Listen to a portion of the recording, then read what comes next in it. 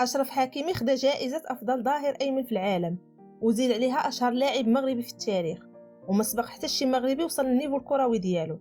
ولكن ماشي هذا هو موضوعنا بالتحديد، حيث أنه من وراء يومين فقط من اتهام أبرز نجم موسيقي ديال المغرب سعد المجرد بتهمة الاغتصاب ديال واحد الفتاة في فرنسا، غادية تجي تهمة أخرى، وهاد المرة موجهة لحكيمي وفي نفس البلد وفي نفس المدينة.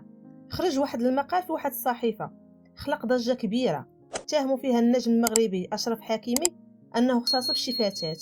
جوج قضايا وجوج أبرز نجوم ديال المغرب، واحد في الموسيقى والآخر في الكرة، وبنفس التهمة وفي نفس البلد اللي هو فرنسا.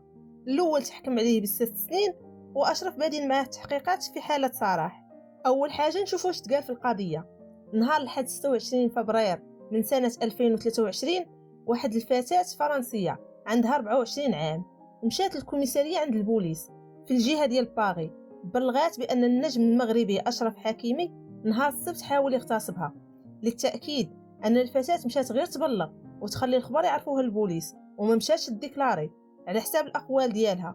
والأقوال اللي جات في المحضر كتقول أنها بدات الهضرة مع حكيمي في الانستغرام نهار السبت 16 يناير، يعني شهر قبل ما يتلاقاو، وبقاو كيهضروا مرة مع بعضياتهم عبر الانستغرام. وعلى حساب ما كتقول البنت أن حكيمي صيفط لها واحد الطاكسي يجيبها من دارها لعندو للدار ديالو. طاكسي مشى هزها من دارهم وحطها عند حكيمي، وعلى حساب ما كتقول أن النية ديالها تشوف حكيمي في ديك الوقيته. طلعات للدار ومشاو جلسوا، وفي واحد اللحظة حكيمي تقرب منها وبدا كيمس ليها في الجسم ديالها، وهي كانت رافضة وكتحاول تمنعه، وزاد تقرب منها أكثر. وعلى حساب ما كتقول البنت قالت ضرباته برجليها ومشات هربت.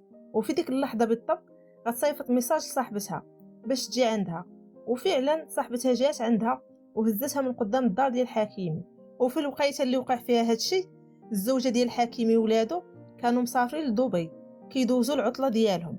نهار الجمعة 2 مارس السلطات الفرنسيه تهمات اللاعب المغربي اشرف حكيمي بالاغتصاب بشكل رسمي. وهنا كان الرد ديال المحاميه ديالو، كتقول ان الموكل ديالي كيتعرض للابتزاز. يعني الشرطه الفرنسيه استدعات اللاعب المغربي أشرف حكيمي باش تحقق معاه، من بعد ما هو نفى بشكل قاطع أن هادشي ما وقعش بيناتهم. ورغم ذلك اتهموه بشكل رسمي أنه اعتدى على هاد السيدة. وعرفتوا أشنو كيعني اتهام رسمي من السلطات الفرنسية؟ هذا كيعني النهاية ديال المسيرة الكروية ديالو اللي وصلت للعالمية. ومن بعد ما قلبوا التليفون ديال حكيمي لقاو أنه كيتواصل معاها، ودابا حاليا تابعته المحكمة في حالة سراح.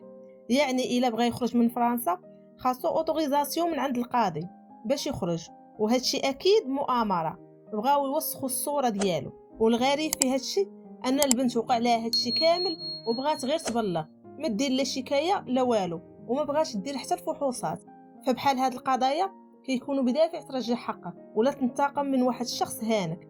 علاش غادي تبلغي وما ديكلاريش؟ ومن ناحيه اخرى نفترضوا ان السيده جات للدار، كيفاش التحقيق غادي يقدر يبين هذه المعلومه انه حاول يغتصبها ولا العكس، وما كانش حتى اثار ديال العنف عليها؟ المحاميه ديال اشرف قالت ان هذا الاتهام اللي وجهوه المحققين النجم المغربي اشرف حكيمي راه عادي جدا ولا بد منه ضد اي شخص يكون متهم بالاعتداء. بمعنى توجيه التهمه لاشرف ما كتعنيش بتاتا انه قام بذاك الفعل، فقط كيبقى متهم الى حين انتهاء التحقيقات اللي في الاخير غتبين الحقيقه كامله. لأنه ببساطة لو كانت تهمة ثابتة عليه لكانوا المحققين لقاو عليه القبض فورا.